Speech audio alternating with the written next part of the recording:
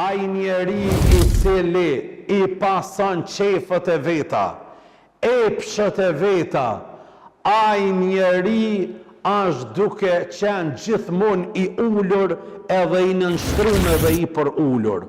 Ka nga njerëzit që orientohen vetëm nga interesi material, nga paraja. Për këta profeti Muhammed sallallahu alaihi wasallam thoshte, I mirë është robi I derhemit. I mirë është robi I derhemit.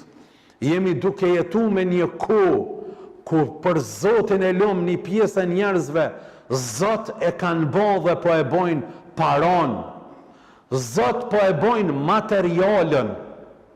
Të dashurit e mi, materiala na u duhet edhe në Islam. Zoti na thot me kërku materialën, me punu, me pasën dorë, po jo më të hinë zemër, me I kryen punt, jo me adhuruan, do thot ata, me pasën, po jo më të nënçmua dhe më të lanën paraja, duke mos e kry obligimin ndaj të madhit Allah xhalla shanuhu wa xhalla xhalalu. Sa njerin e ka mashtru sot dynjaja. Na kemi pas njerëz që sa I xhamie. I kemi pas në safin e parë, dashurit e mi. E kanë lanën për çka? Se janë mashtru mas paras.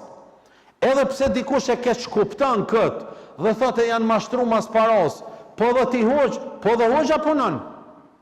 Edhe dush me punu çdo njani. Ama paraja kur të shtin ty me harru obligimin e Zotit, ti je bon rob I paras. Edhe për Zotin e lum, sa kisha pas dëshirë, që she kam një xhamatli këto që vjen pak më larg, që kur të thirrët e zani I namazit me mbyll lokali. Sa kisha pas dëshirë që me pas edhe në këtë rrethën tem këto pari, me pa xhamatli, që kur të thirrë ezani Allahu Akbar, me nal punën, aty në punëtori, aty në punëtori, aty në dyqan, aty ku e ki do të thot biznesin tanë, me marrë abdes edhe me ju kthy të mallit Allah xhalla shanuhu. Edhe me shkru, ashtë koha e namazit. Sa bukur kishte me qenë kja. Për t'ju dhonë shembuj edhe tjerve, se fjala Allahu tash më e madhe, caktimi I Zotit tash më I madh, thirrja e Zotit tash më e madhe, se sa këtë porosi që jam duke ja dërguar filanit apo filanës.